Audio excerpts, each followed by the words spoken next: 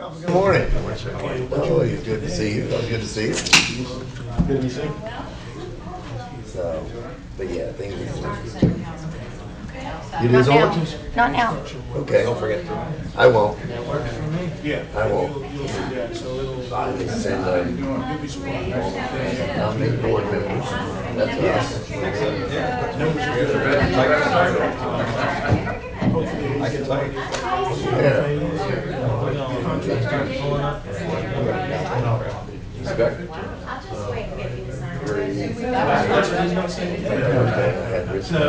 Good. How you doing? Good morning. We had a great time. I got to share this with them. Oh, wow. You know, You can make it. You can make it. In my mind, after we spoke, it got so complicated, and then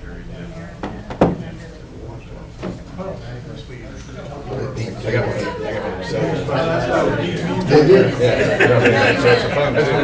Yeah. So just that's the latest version there. Yeah. Oh. I mean, it hasn't changed much. It's just now it's cellular capability. So if I'm walking, I do a lot of walking and exercising and stuff. Yeah. I can just put earbuds on. Yeah. And play my music right from there. And if somebody calls me, I can Touch it. just talk to them. You know, I haven't got the earbuds, but I've got they're wireless. So they're like earbuds, but they're more for working out. Yeah.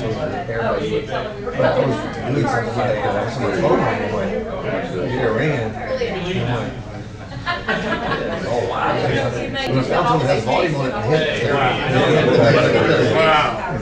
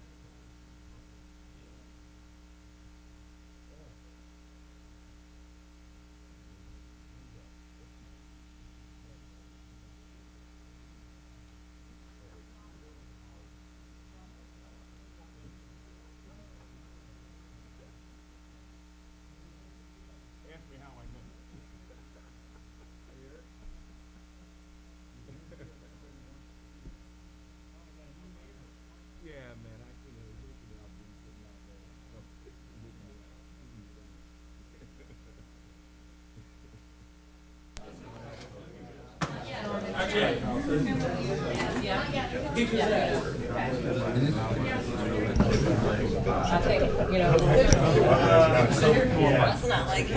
row. So, blue shirts. My God. My grandson's I'm trying to get the kids off to school this morning, and I forgot my jacket. I just told Becky, I said, John's walking there without a gun. What's that? We got a blue blazer out back. Lights on? I'm trying to figure out if we do. Yeah, the restaurant deal, we ought to do that. I'm scrambling this morning to help Shannon get the kids off to school, and I walk out without my jacket. Hey, wait a second, you want us to go coatless? Yeah, everybody. Yeah. Works for me. Yeah, works for me. I wish you'd have forgot your tie too. It's no jacket day. Hey, I had another guy from CSX call me about a job up here.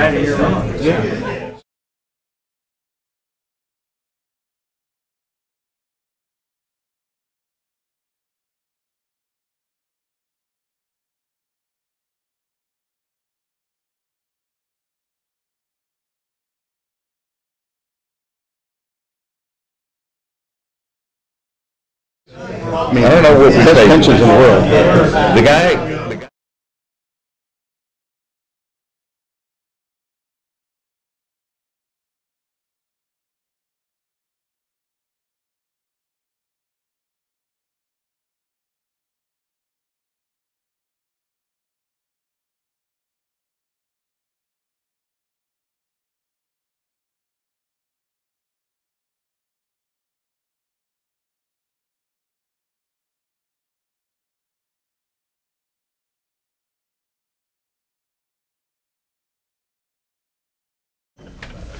We're going to wait a couple of minutes, ladies and gentlemen, for work is on the way, and so just relax and you might as well mute your phones at this point, but or use them. But we'll take 5 minutes and wait for Joe. Joe had to swing by my house and pick up my jacket. I've done it.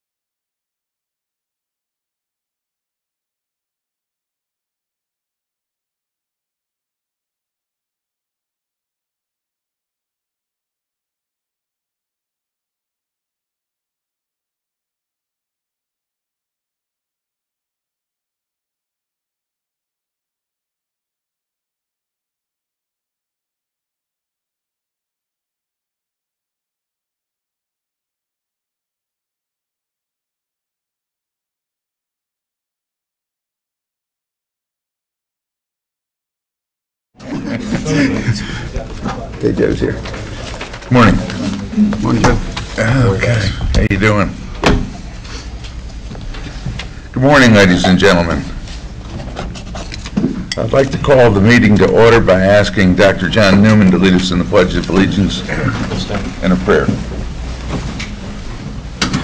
I pledge allegiance to the flag of the United States of America and to the republic for which it stands, one nation, under God, indivisible, with liberty and justice for all. Let us pray. God, for this day, we give you thanks. We ask for your presence. We ask for the gift of your grace to be with us as we deliberate for what is best for our city. And we thank you in advance for your presence, that we do this according to your will. In your precious name, amen. Amen. Thank you very much. Please be seated. Just a point of information. Is there anybody in the room who remembers when the Pledge of Allegiance did not include under God? Am I the oldest person in the room? That didn't come in till the 50s, just so you know. I did not know that. I'd like to remind all the board members that once again we'll be streaming live video of today's meeting, so please speak into the microphone, and I think they're all on. Nancy, are there any public comments? No, sir. Okay.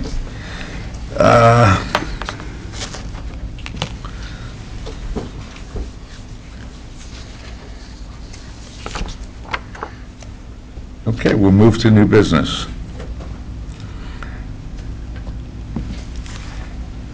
Before you have BD 2017-1001, approval and ratification of the CEO contract.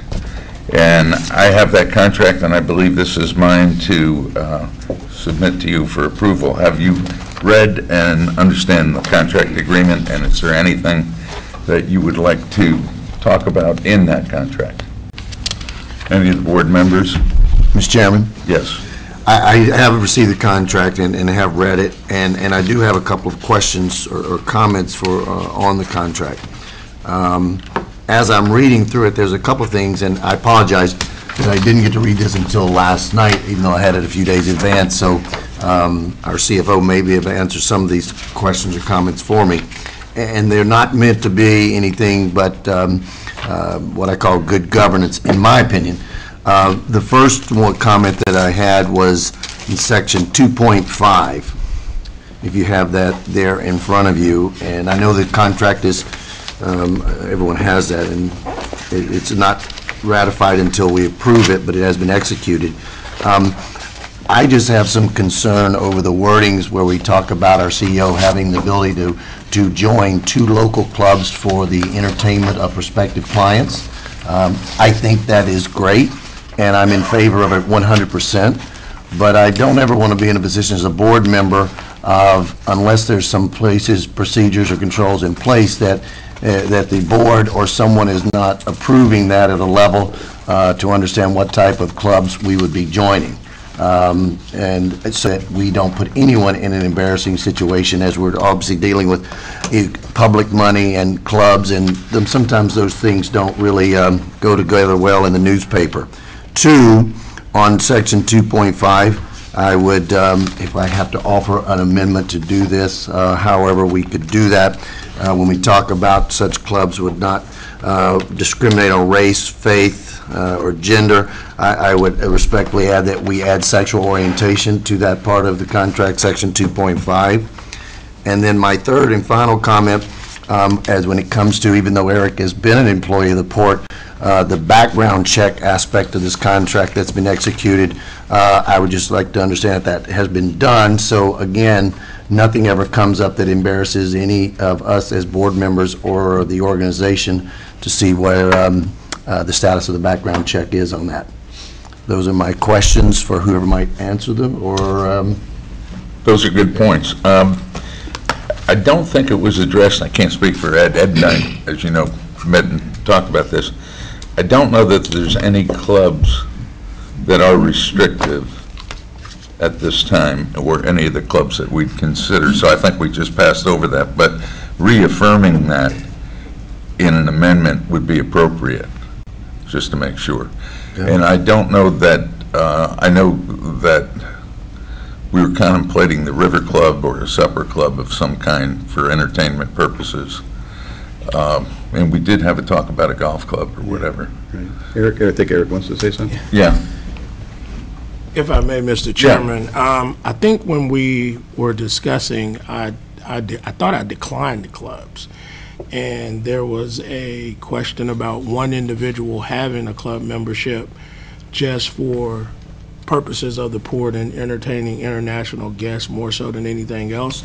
And I think that was our chief commercial officer. So I'm absolutely fine with not having any. I would prefer not to have any club memberships. Mr. Chairman, we can modify that, but that's not my point. I think it's important for you, Eric, as CEO of our JAXPORT, to be a member of certain clubs. It's more just a protection of you if something were to come out and all of a sudden you've joined Pablo Creek at a golf club, which might not be the most appropriate thing to come out. But if you did, and we as a board members approve that, then good for us, and we've done our diligence and we stand by our decision. That's all I'm saying. okay, fine. I don't take that. Trust me, to protect myself, I would rather not have any club memberships. I'm absolutely fine with that. As a matter of fact, Roy and I just entertained the president of Costco at the River Club, and it called for both of us to be there. So I'm perfectly fine with not having that in there. That's okay. But my concern is this: didn't we knock out 2 clubs? Yeah, I thought we'd knock it down to 1. Just the River Club is what I thought we did. Okay. Yeah. Okay. Well, we got a couple of things. We need to rewrite this clause or modify it by comments right now, which we can do. And if you'd like to put your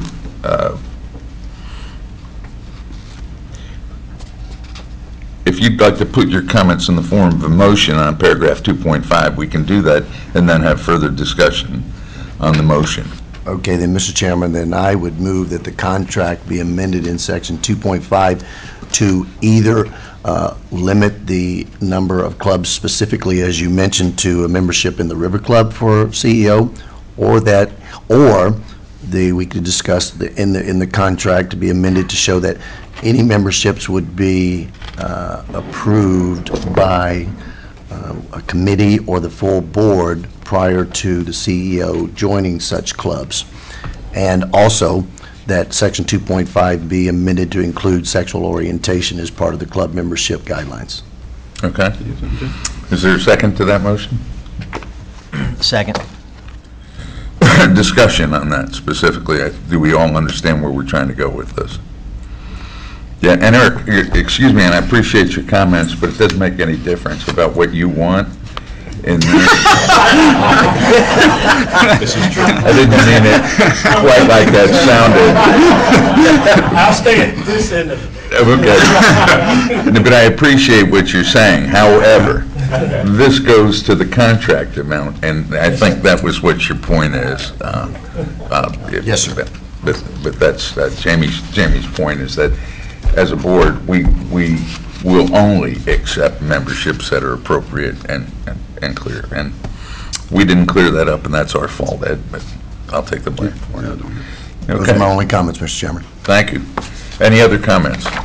Yes, sir. Yes, sir. I attended an Insperity presentation while I was in D.C. last week, and they raised something that, for some reason, a lot of employers have missed, and it's statutorily predicated on the state. Are we, and maybe Linda, you can respond to this, or someone else from legal, has Florida changed its statutory prescriptions for background checks?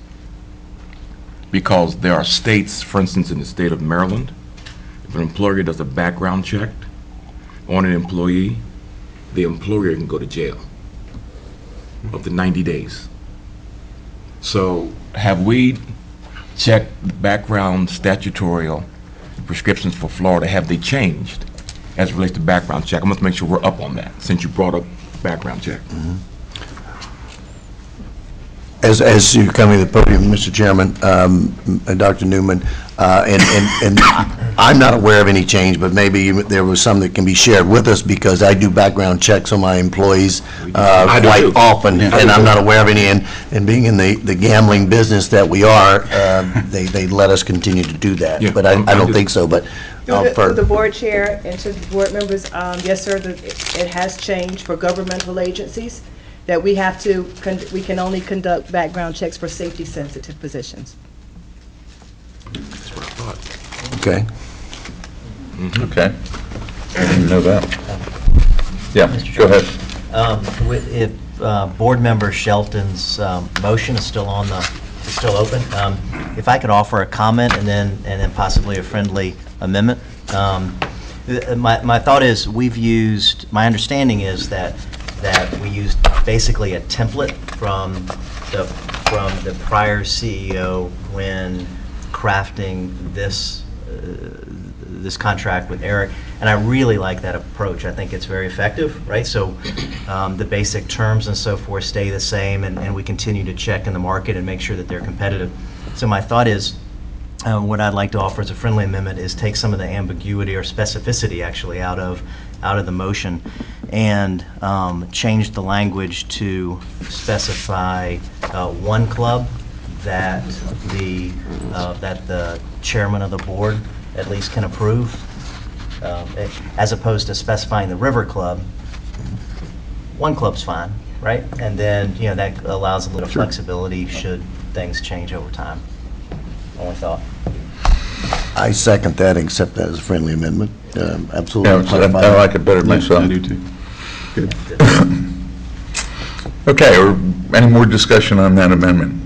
All in favor, signify by saying aye. Aye. It passes, and there's no opposition. Okay. With that, amendment in place, do I have a motion to approve the contract as amended? I'll make that motion. Second. All in favor? Aye. Aye. Okay, Eric, congratulations. And we have very few published duties as a board. One of them is hiring the CEO, which we've just done that. And that was well done. Thank you. And I appreciate the additional comments.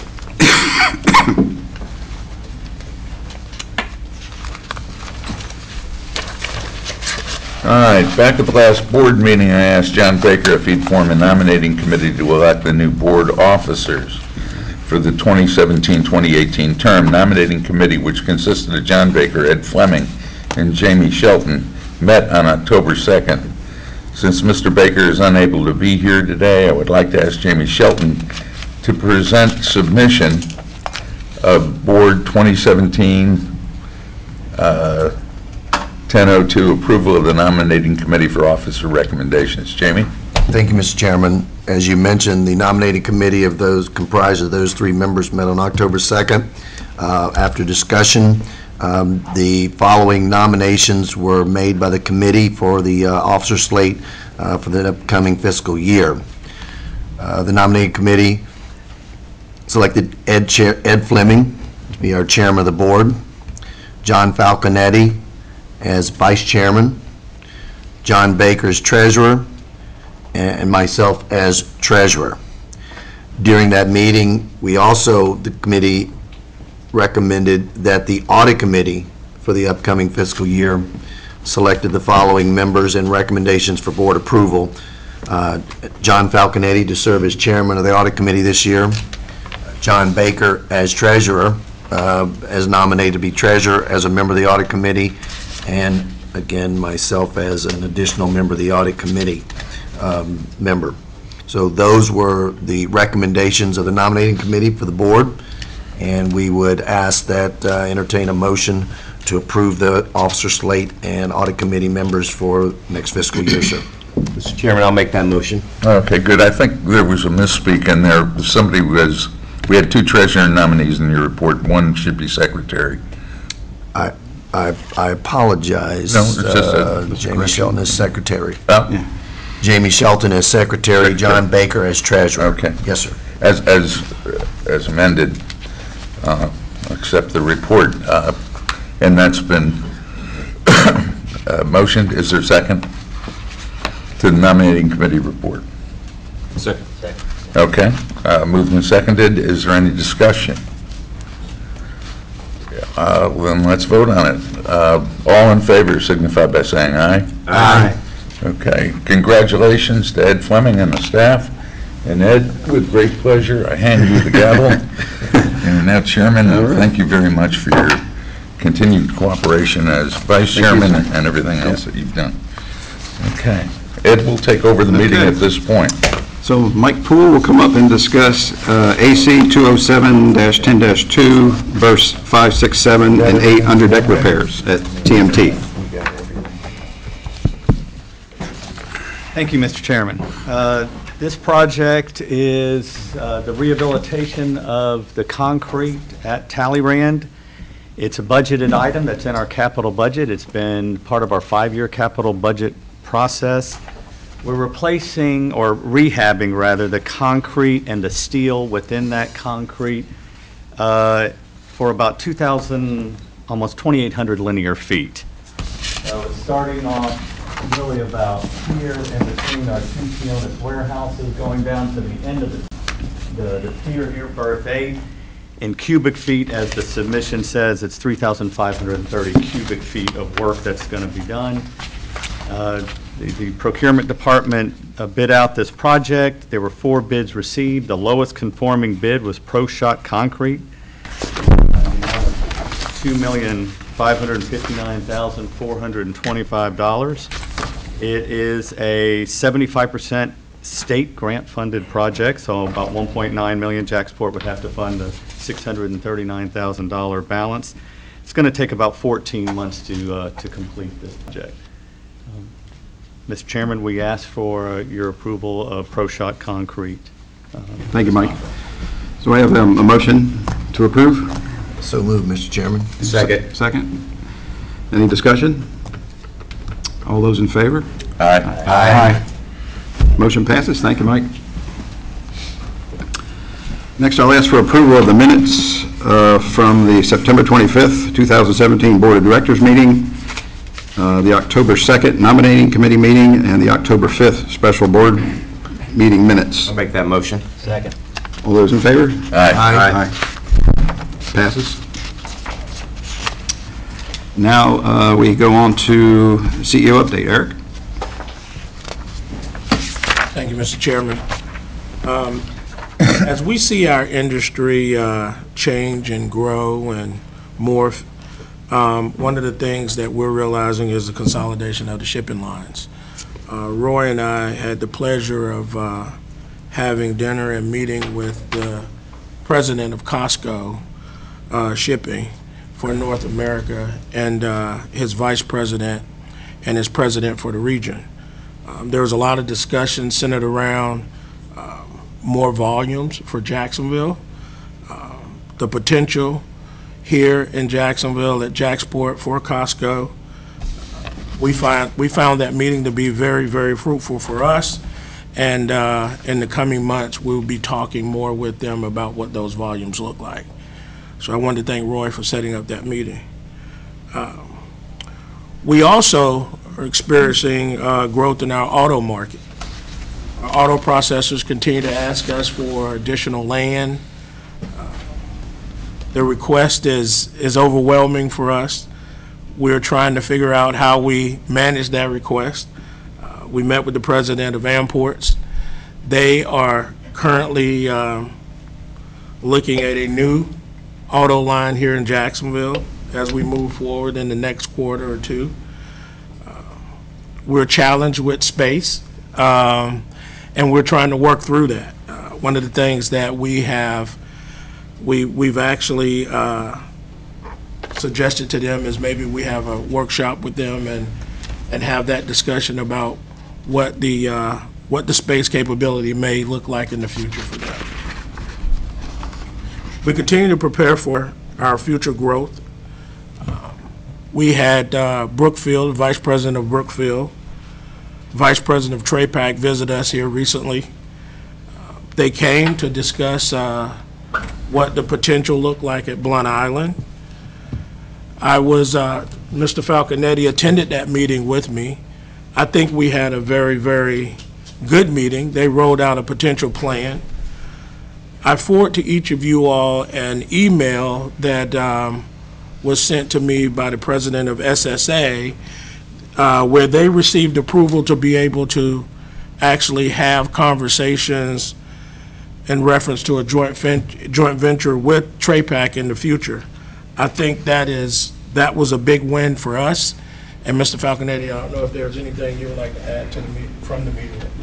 No, I think their optimism and their excitement about the position of JAXPORT and our future is infectious. It's great. So it was good to see firsthand.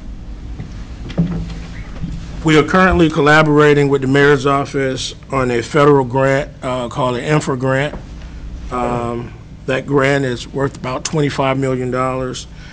It will allow us to look at the rebuild of the Hartbridge Expressway in the near future, not only for the city as a whole, but also for freight mobility for JAXPORT.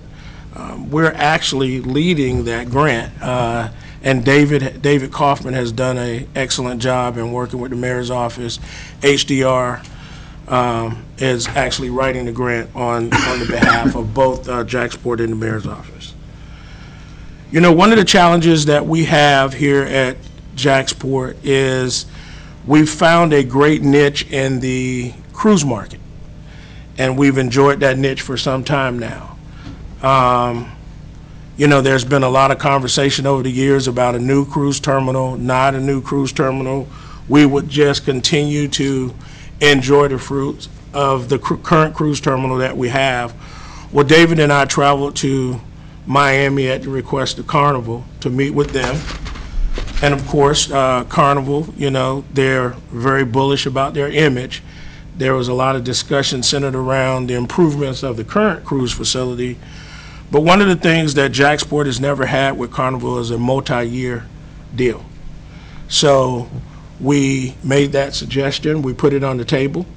I would have to say that they actually agreed that we should sit down and have that discussion.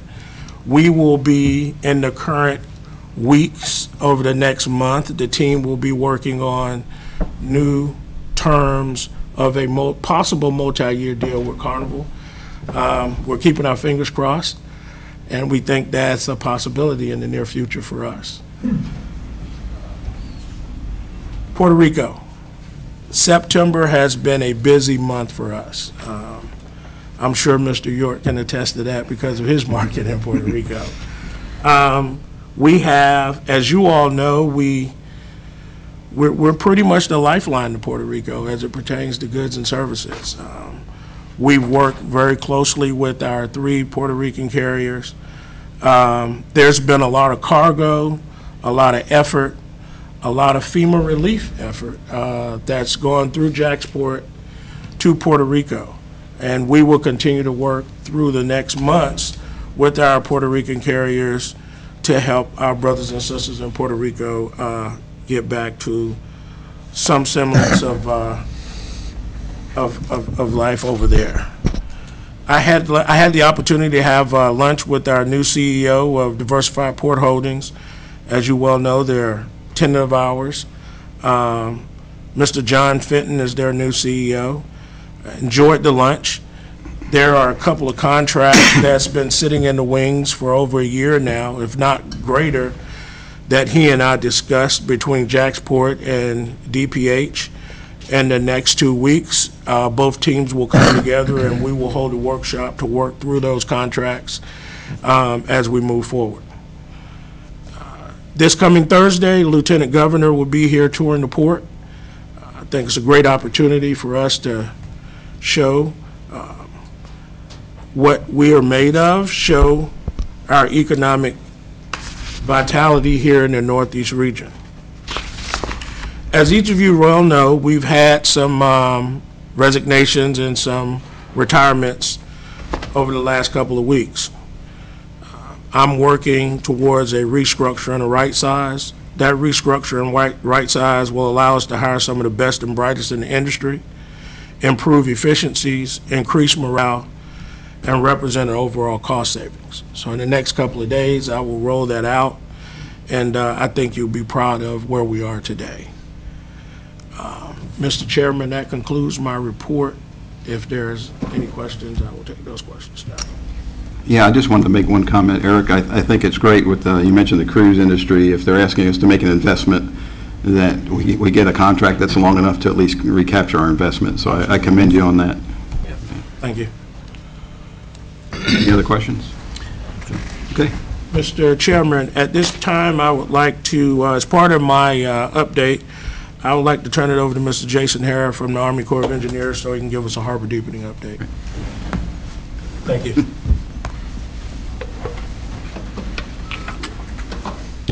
All right. Good morning, Mr. Chairman, other board members. I appreciate the opportunity to come today to give you a quick update on the Jacksonville Harbor Deepening Project and where everything stands at this time. As you all know, in the Water Resource Development Act of 2014, the project did get authorized for 13 river miles. This is just a quick overview. Number 1 and number 2 in the blue at the bottom you'll see are 2 areas of widening that was also authorized in that WRDA 2014. That widening is to accommodate two-way traffic of the post-Panamax ships as they come in and out of the channel. That authorization also allowed for 2 new turning basins, roughly 2,700 feet by 1,500 feet to be constructed with the project as well. And that was, again, to accommodate the post-Panamax vessel sizes as they increase. Acquisition strategy. As these projects, with a total value of over $700 million as we executed in our project partnership agreement, it's key to allow as much industry as we can to bid on these projects, which helps keep everything competitive, keep the prices down, and allow as much industry as possible to do the work. So what we've decided to do, instead of having one large contract, we've decided to break it up into 4 contracts. Now again, contract D is not our area of focus right now. We know we're focused on A, B, and C, but we did break it out into 4 contracts to allow that maximum competitiveness amongst the dredging industry. Again, to your left, you'll see that we have deepening, widening, and new turning basins. The contract structure, contract A is obviously the first one in orange. And as everyone knows, I'll show you in a moment, we did award that contract for roughly 50% less than what the independent government estimate was, which is excellent. That money can be used to help us move forward with contract B. Contract B, we decided to break that out into a base contract, which is shown here in the blue. And then we have one option, which is the additional. So it's about 50-50 for the total length of contract B. Contract C will be a base with 3 options. Again, that could change as we have not started design. We haven't really discussed too much of the acquisition strategy for C, so we will have a lot of discussions on that contract as we move forward. And then contract D will be held as we discussed. It's not the primary area of focus right now. We're focused on A, B, and C. Contract overview, working from right to left. Contract A, just to kind of give you some of the key points, it has about 2.7 million cubic yards of material. The duration to complete that contract is 606 days. So from the time the contractor shows up and commences dredging, they have 606 days to complete that work. Otherwise, they would have liquidated damages to the contract.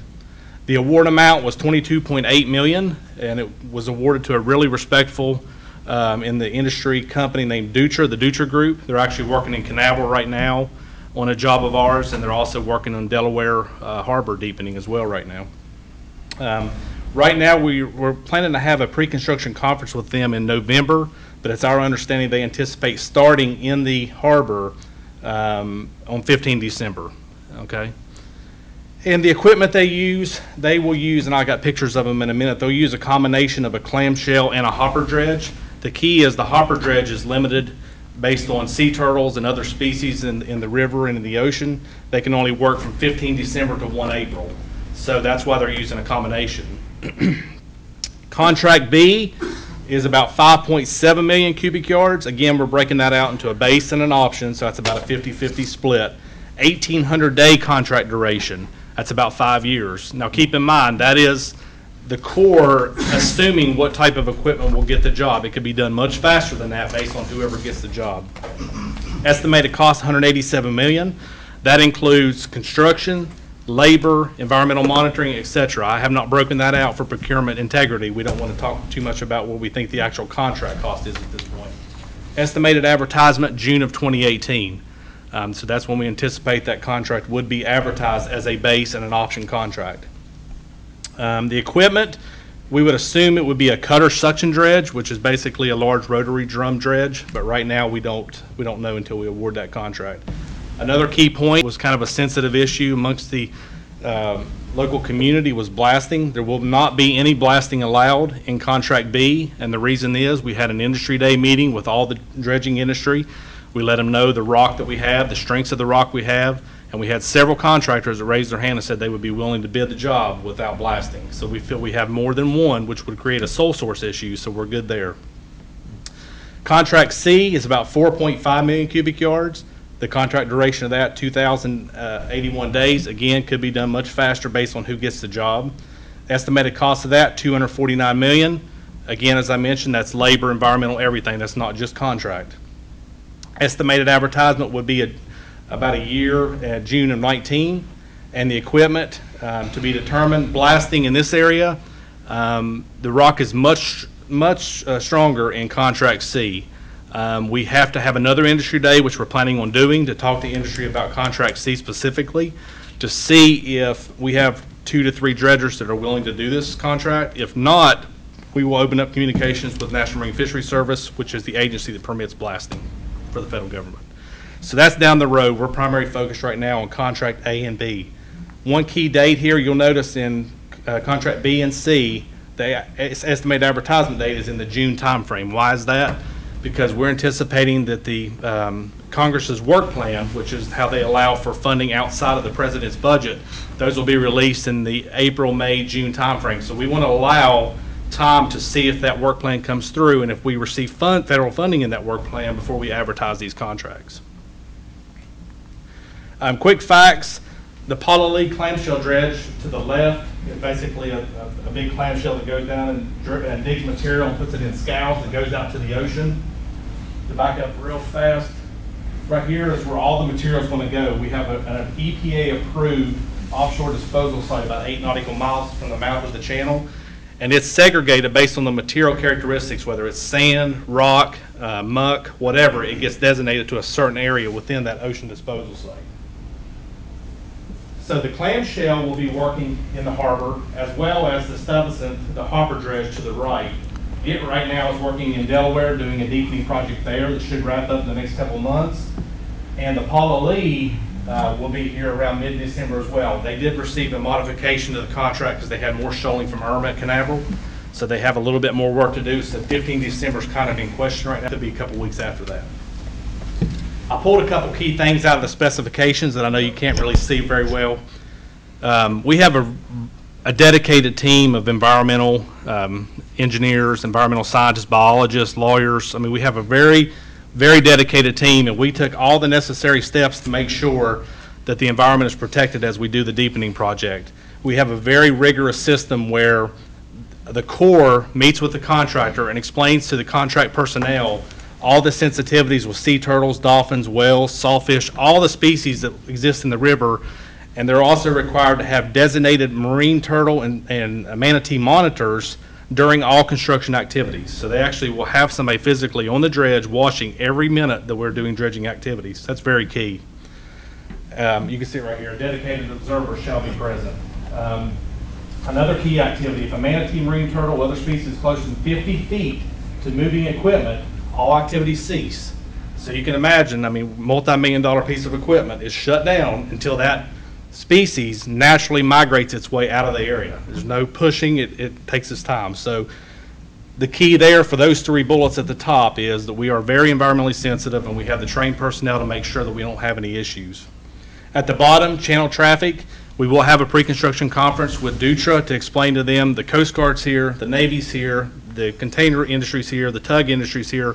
We have to make sure we're all working together logistically and that everything gets done timely, but we don't interfere with the day-to-day traffic that we see.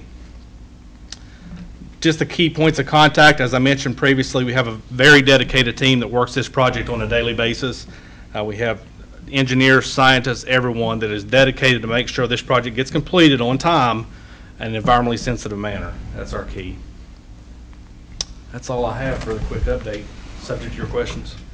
Yeah, I just have one comment for Eric and you, Jason. There is an organization here in town called the Jacksonville Marine Transportation Exchange that represents all the key stakeholders, the pilots and the tugboat guys and all the shipping guys. So it's real important that you give them plenty of advance notice so that you can work with them to make sure there isn't any issues like that. And I brief the harbor safety meeting with Mike Getchell every time we have one, good. so I'll update everyone. Excellent. Mr. Chairman, oh, Yes. go ahead, Mr. Councilman. Go ahead. Can you go back to the chart that's got the A, B, and C? Yes, sir. Bring it back up.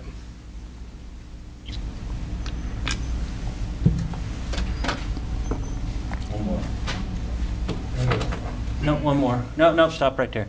So at the very top, I'm trying to, my eyes are failing me, so Sorry, yeah. A is 0 to 3 miles. Correct. B is 3 to 8. 3 to 8. And Okay. C is 8 to 11, and then D is 11 to 13. Thank you. Yes, sir. Mr. Chairman. Amy?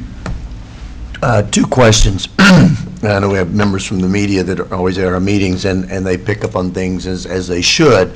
I heard two things from you that, as me as a board member, I don't know that I've heard before. I want to make sure we clarified so that we're all on the same page.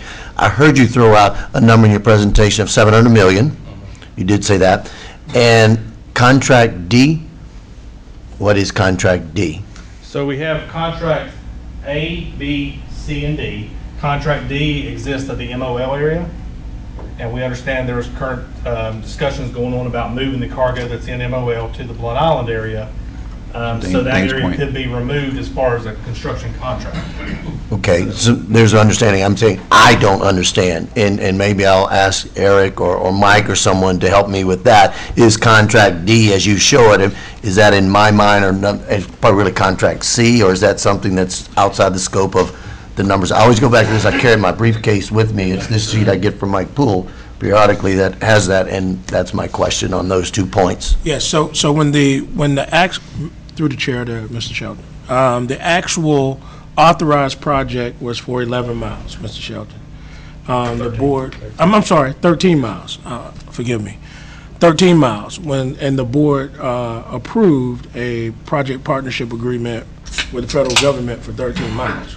We never wanted to eliminate the additional 2 miles because we didn't know what the future may hold. However, in our conversation and deliberation in the sheet that you have, represent 11 miles. This is 11 miles here. Right, and that's the work product that we've been working with the Army Corps, which is the 11 miles, as Mr. Hare alluded to, with the moving of TRAPAC, MOL, over to Blunt Island, which then would change the project itself to 11-mile project. Thank you. Yes. That's perfect, and I will put 11 miles on my sheet here that Mike has given me, and so I'll have that. Thank you very much. That answers my question. And the key is that extra 2 miles will remain authorized until it would ever be deauthorized, so it can be constructed at any time in the future. Pastor Newman? Yes, what would be the commensurate savings if we go from 13 to 11? I know you guys have talked about numbers. About 120 million is what we've assumed. Okay. Any other questions? Jason, thank you very much for coming today. All right, Mike Poole, engineering construction update.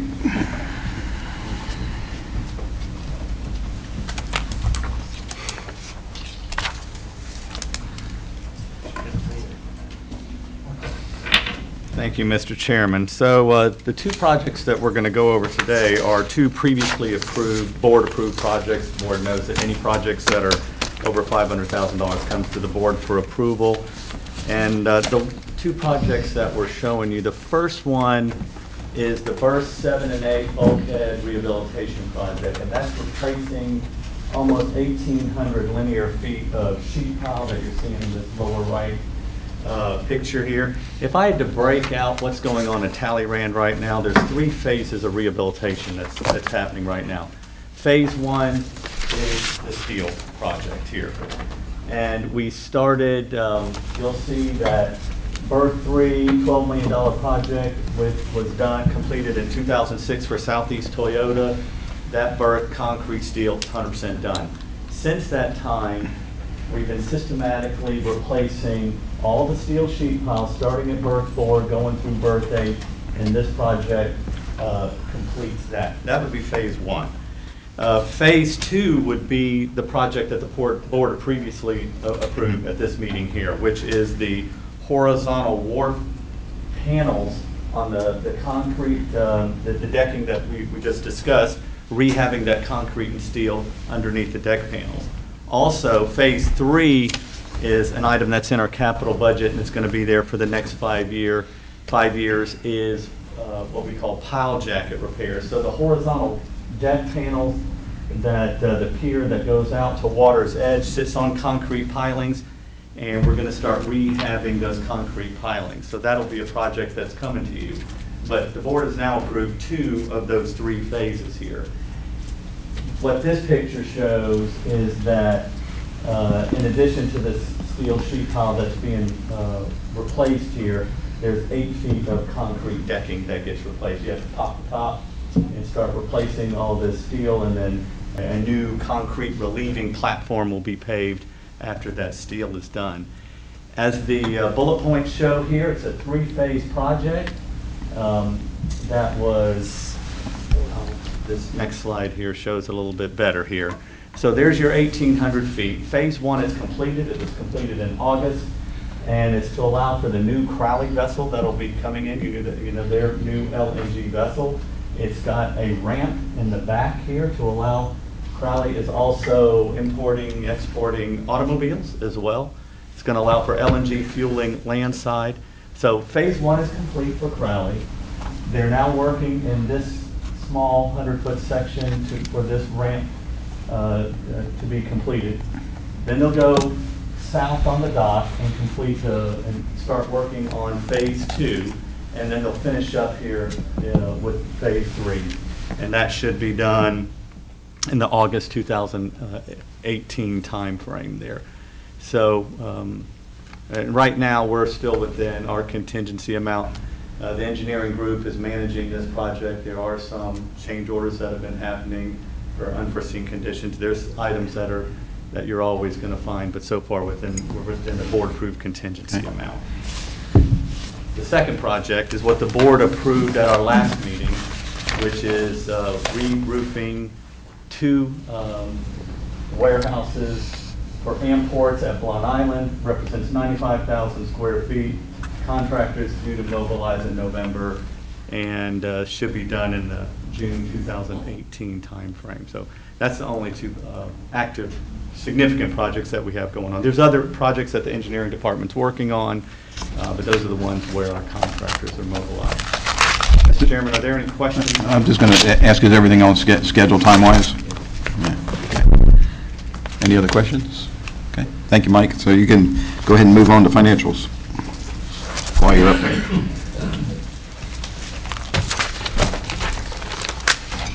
Thank you. So we're at the end of our fiscal year.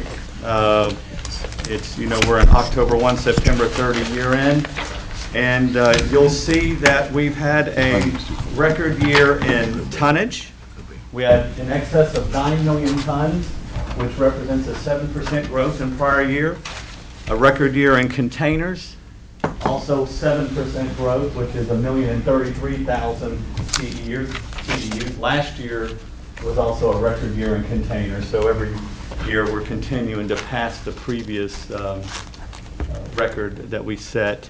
Automobiles was a record year as well, 9% growth in automobiles, 693,000 units. The previous high on automobiles was 656,000 units that we did in 2008. That was right before the recession, 2009 recession hit, and we had less units that was in that year. Dry bulk, break bulk, and dry bulk all exceeded prior year tonnage. Let's focus on the container side. On the Asia, Asia grew by 19%. It continues to be our strongest growing trade lane. It's now, and when we say Asia, that's with TraPac and with SSA. It now represents 39% of our business, or almost 400,000 TEUs. A good news story. Puerto Rico grew by 10%. It's first time in 10 years, probably, that it's grown. But a significant amount of that was related to Crowley as well. Crowley is moving their private terminal down the street to our Talleyrand terminal, and with their 2 new LNG ships, the first of which should be here in December. Hey, Mike, is that hurricane related or not? Or is that pre-hurricane?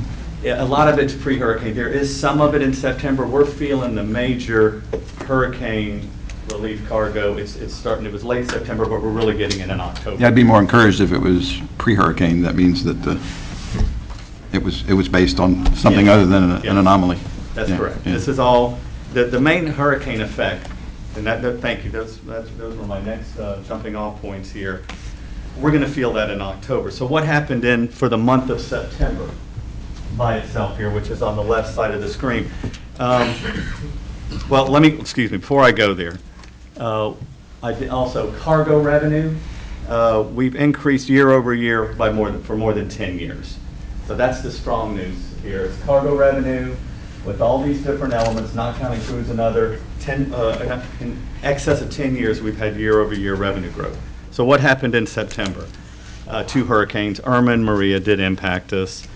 We had 6 ships, 4 automobile, 2 containers that instead of calling on us in September, will call on us in October. It will be additive to the October revenues. It won't replace those October revenues. Because of that, at year end, total revenues, which is this line item here, you'll see which is cargo, cruise, and miscellaneous, didn't exceed prior year by 0.9%. Now, if we go to the expense side of the house, you'll see that we had budgetary savings of $1.3 million that makes up for that revenue shortfall, that total revenue shortfall, by more than 2 times over. So those were expense side controls that we put in place at the beginning of this calendar year that helped us manage through everything, even all the good news story on the revenue line items. Balance sheet. You'll see cash is at our target, which is 50% of our operating expenses. We had a net increase in capital assets here, where are we? By $32 million. There was actually CapEx spending of over $60 million, offset by depreciation of $28 million. That's your berths, your cranes, the dredging project, phase 1 that Jason Harris spoke to, another tenant improvement. Liabilities and total debt remain constant, which means if our net position, retained earnings, actually grew by $22 million. And that was mainly because of the increase in the CapEx expending that we had. Mr. Chairman, that's my report. Any questions for Mike on financials? Patrick Newman? Mike, go back to the 3 slides, please. Maybe 4. Keep going. 1 more. Thank you. Under cruise passengers, is that, yeah, good. I'm looking at the budget in the prior. Any effect in the dry dock of the ship? Explain those numbers? Yes, sir, Dr. Okay. Newman. Yeah, it's when the Carnival Cruise vessel that calls on our port went into dry dock, we missed 7 turns. Okay. And that's why you're seeing a reduction of almost 20,000 passengers year over year. You'll see that we came very close within even budget because of how the vessel that goes out at 15% over and above what we forecast. Okay. My next question on that is, since we're at the end of our fiscal year, we're getting another year fiscally, what was our overall percentage of growth for the year? Total, I mean, if you're looking at total revenue, it was below by less than 1%. That's why we were trying to focus on the cargo side. So items that were within our control on the cruise, it went into dry dock, and miscellaneous revenues. We had one of the private users in the river had a dredging event and paid us tipping fees last year. But what we tried to break out here is cargo revenue year over year was higher, even taking into account everything that's been previously the delay in the Crowley vessel and Hurricane Irma and Maria, those 6 vessels, we just missed it by 1 month. Instead of calling on us in September, it'll call on us in October. So that's why we tried to show it in 3 different categories here. And this is on from a pure cargo.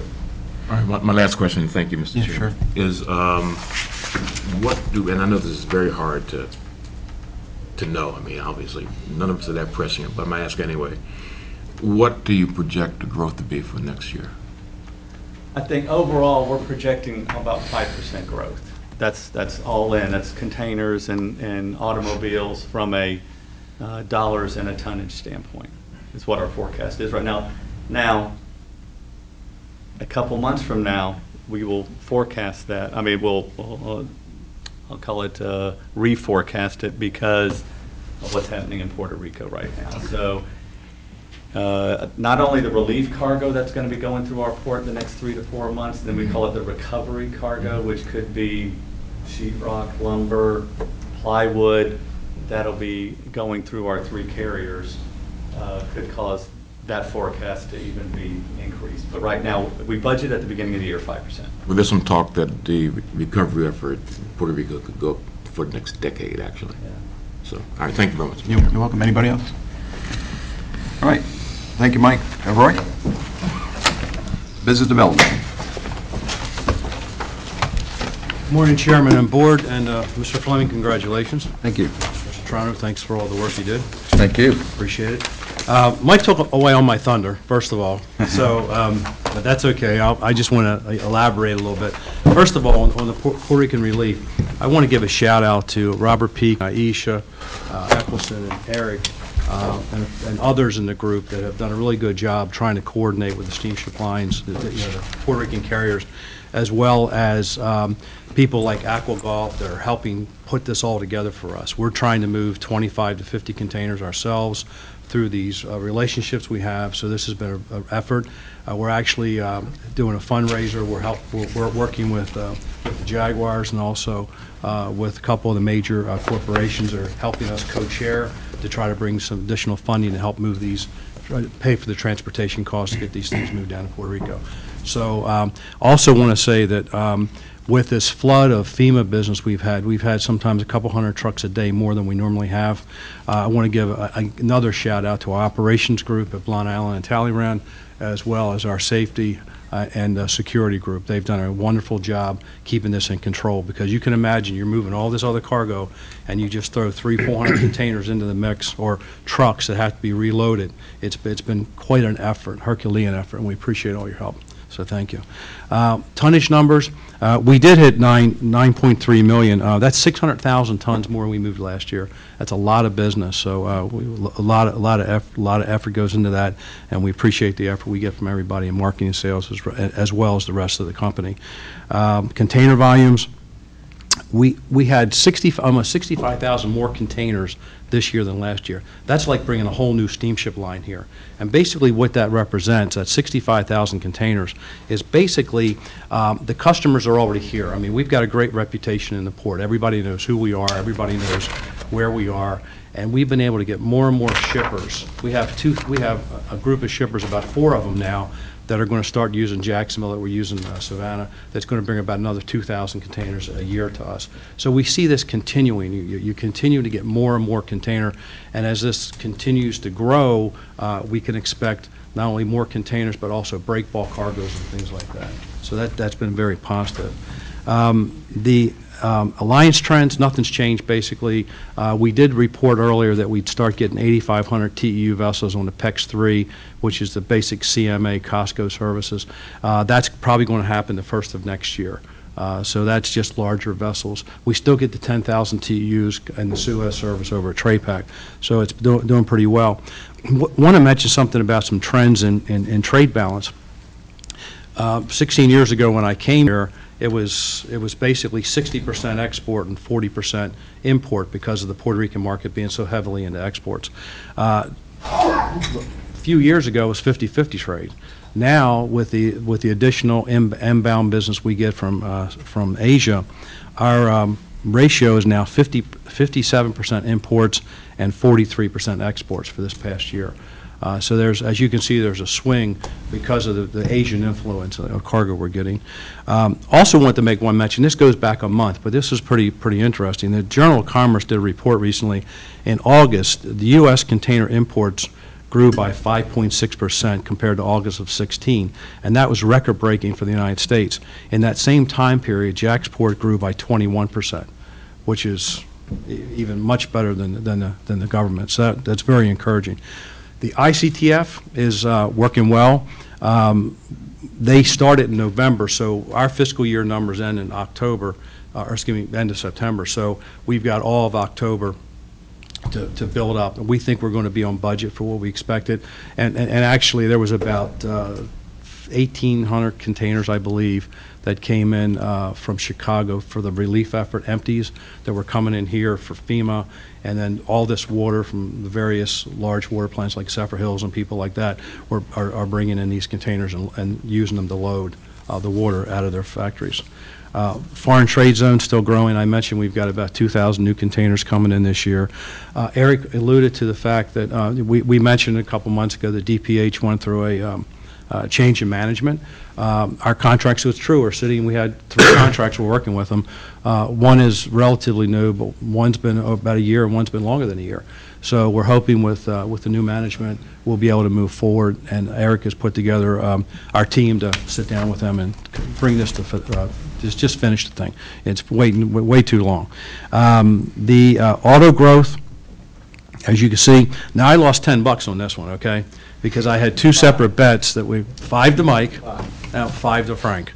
I was saying we're going to hit 700,000 cars for the first time, and we were scheduled to hit 700,000 cars, but we had 4 ships that were held out because of the hurricane, so we only had 693. So you would think these guys would say, hey, you know, there's an excuse, we won't take them. No, he was the first guy at the front door grabbing my money, so.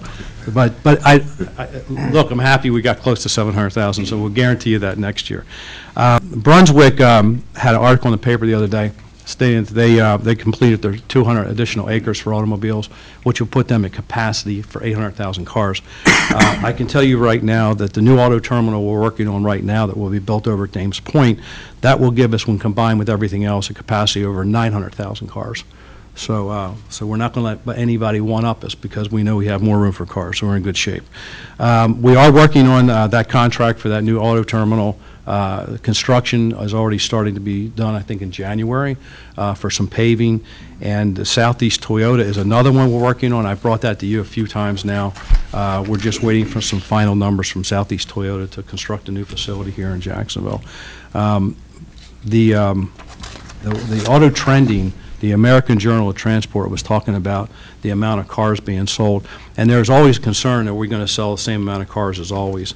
And it looks like there may be a little drop-off in import cars and a little pickup in export cars because more and more manufacturers are starting to bring, for instance, Mazda and Toyota have a joint facility they're going to build in the United States. We're hearing now that China, as well as India, will bring more factories here to the United States.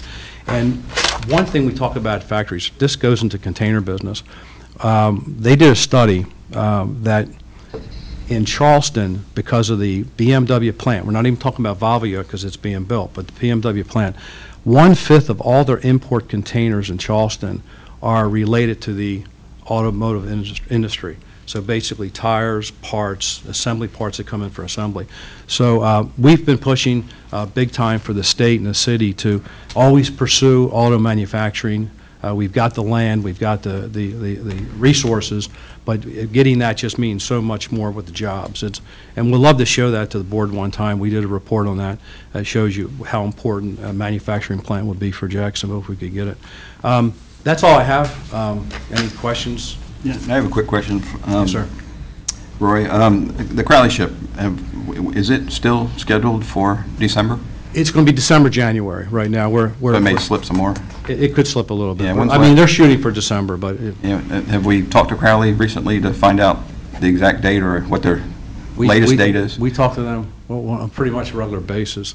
Last we had heard it was going to be toward the end of December.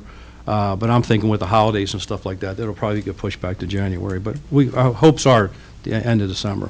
Yeah, I guess when Mike was talking earlier about modifying the forecast, you know, to me, scheduled dry dockings, and I don't know, Roy, if your crew, when they put their forecast together, if they talk to the shipping lines about when their ships are scheduled to be dry docked, certainly cruise ships and most shipping companies will pencil those dry dockings in years in advance. So I really don't like dry dockings as an excuse because we don't make something. Planned dry docking. Now, if ship runs aground or something, that's a whole different story. If it has an emergency, but they're planned dry dockings. I mean, being in the shipyard industry where I came from, I mean, we know their schedules years and years in advance. So I think it's important as we look at this revised forecast that we make sure you check with all the companies and all the ships that call in here and make sure we find out when their dry dockings are going to be. So if we miss a couple calls, at least we know it in advance and we're not up here making excuses why we didn't make something. So I'd appreciate that. Yeah. Any other questions? Yeah. Oh, Eric. Thank you. Through Chair Roy, I think I can ask this question and you'll follow me. So for a long time, we've advertised to people considering our port that we've got low backhaul rates because we have more exports than imports, and trucks don't like to go back empty. But it sounds to me like you're saying that has shifted now to a 57-43. Do you think that argument no longer holds, or is there something else? The argument still holds because you have to remember that Florida is basically a consumer port. I mean, it's a consumer state. So basically, all the trucks that bring products into Florida from other states usually go back, they deadhead going back. So this is part of the whole thing. So when we talk about, it's not just container business, it's 53-foot vans that we talk about. Because when we talk about having the really good rates to get the cargo back, we're talking about cross-docking, taking 40-foot containers, loading them into 53-foot vans, and then taking them back to Atlanta, Raleigh, wherever the case might be. So does it make the case a little bit weaker? If it does, it makes it just a very minute amount weaker because it really is the fact that Florida itself is a consumer state. So. Thank you. I'll get offline and make sure that everything meshes. Appreciate it. We'll show you the numbers if you want to see them. Okay. Any other questions for Roy? Okay, thank you, Roy. Okay, thank you. Okay, I'd like to take a minute and talk about board assignments for next year. Of course, we've got 2 board members rolling off.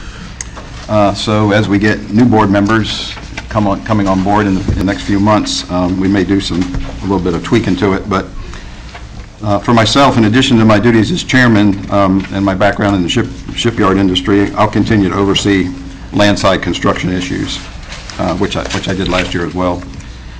Mr. Fascinetti, you're vice chairman and chair of the audit committee, and if you would continue your legislative help with getting necessary funding for the harbor deepening project and other issues, I'd appreciate that.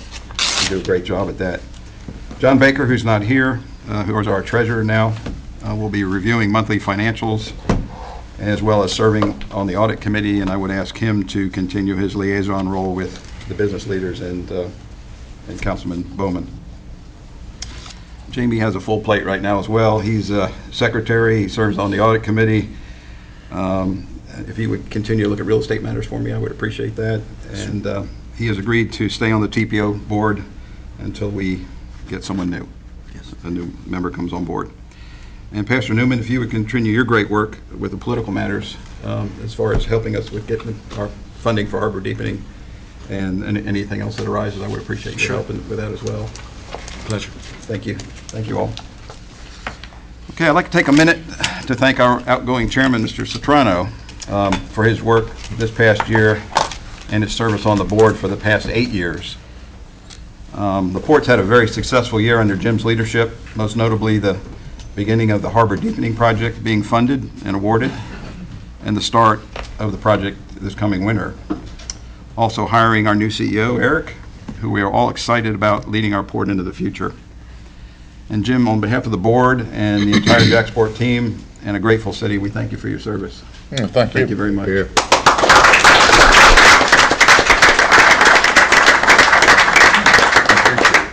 Oh, we have a gift. Yeah. All right. Thank you very much. Best thing about being on this board was getting to work with Joe for 8 years. Yeah, that's my next brief comment. We'll be saying goodbye to Joe here shortly, and Joe, thank you for your leadership and your service for the past 8 years. I appreciate it very much. And thankfully, Joe and Jim are going to agree to remain until their replacements are announced. So thank you for your help. Be glad to. Okay, at this point, in other business, I'll ask for a motion to approve travel for any members of the board called upon to do I'll business. make that motion, Mr. Chairman. Any discussion? All in favor? Everybody's in a hurry. I'm going to miss the tag team on second motion. Look at that going. Yeah, I can't turn, I have to take up watching tennis or something. Let's see, I guess that's it. If there's no other business, we'll call the meeting to adjourn. Thank you very much.